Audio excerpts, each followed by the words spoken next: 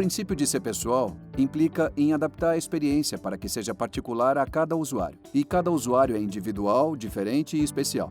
E por isso temos que desenhar a nossa experiência para gerar uma sensação de pertencimento e compromisso com o usuário. Expert em softwares. Mas como a gente alcança isso? Tranquilo, eu tenho certeza que todos nós já passamos pela situação na qual a Alexa emite uma mensagem de boas-vindas e toda vez que retornamos, nos pegamos olhando para o teto e dizendo: "Ah não, mano, de novo essa mensagem?" Inclusive, nós já decoramos a mensagem de boas-vindas. "Olá, bem-vindo ao Guia da Vida", você pode dizer. E depois tem também um menu. Essa pode ser uma experiência tediosa e chata, inclusive irritante em algumas ocasiões. Ser pessoal é adaptar a experiência para que seja o mais particular possível, para despertar no usuário um sentimento de pertencimento, algo como: "Olha, essa skill lembra de mim, e toda vez que eu abro, ela me recebe de maneira calorosa com meu nome." Vejamos o exemplo da coach universitária. Aqui podemos ter 3 mensagens de boas-vindas. A pessoa diz exatamente a mesma coisa para invocá-la. "Alexa, abre o coach universitário."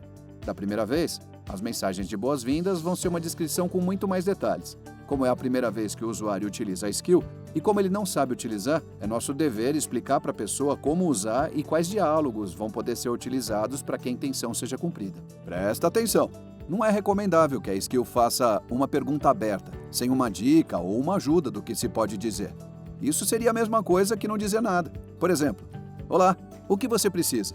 Essa pergunta é tão aberta que vai culminar numa experiência desastrosa. Porque o que vai dizer para o usuário? Você não falou nada e nem sequer deu uma dica de coisas que ele pode dizer? Então vamos retomar. O usuário abriu o skill e terminou a sessão.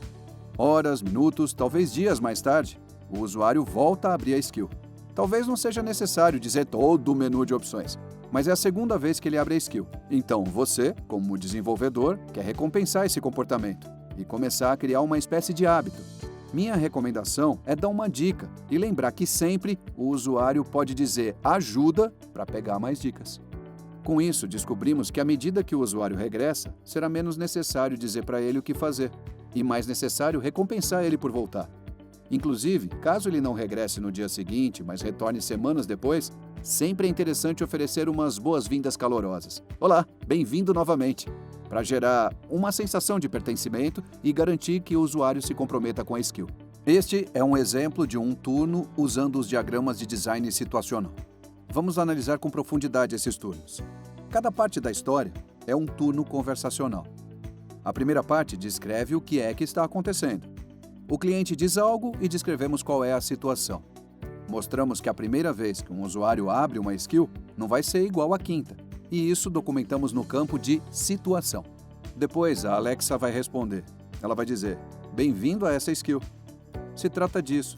E depois, a Alexa lança uma pergunta. A essa pergunta chamamos de prompt, que é uma ajudinha para que o usuário responda o que a Alexa necessita, para cumprir com o seu intent. Então, esse bloco representa de fato o que está acontecendo e como responder. Em algumas ocasiões, não tem prompt.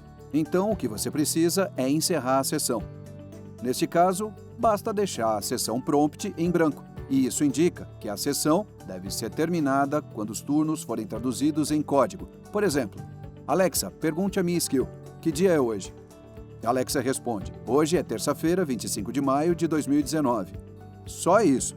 Não tem reprompt, não tem diálogo. Simplesmente a intenção foi cumprida e acabou a interação.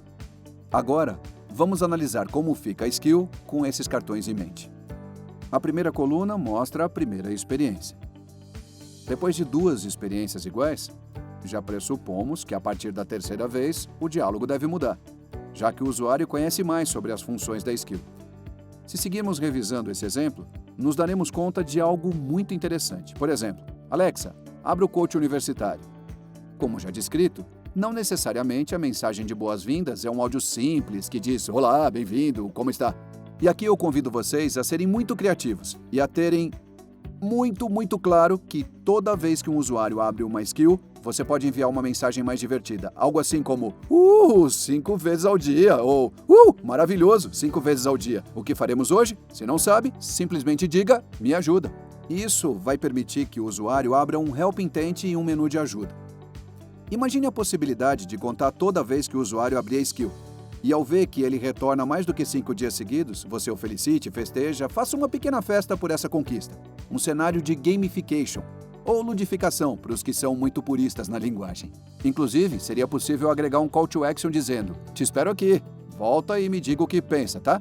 Essa é a intenção, de gerar um compromisso com os usuários, o convertendo num incremento de retenção. Uma peça-chave em retenção é considerar que, uma vez que as pessoas estão usando a skill, estão vivendo a experiência de usar a sua skill. O que pode fazer para que sigam usando? É isso que você tem que se perguntar. Você pode imaginar como manter as pessoas atentas durante a sessão ou pensar mais fora da caixa e desenhar alguma coisa para que eles voltem. O que você quer é que o usuário se lembre da skill, o nome de invocação e também todos os detalhes que motivem a regressar. E para finalizar, não se esqueça, todas as skills devem ter as intenções: ajudar, parar e cancelar. Todas aquelas intenções especiais que a gente chama de built-in intents. E lembre-se, se não estiverem presentes, a skill não será certificada.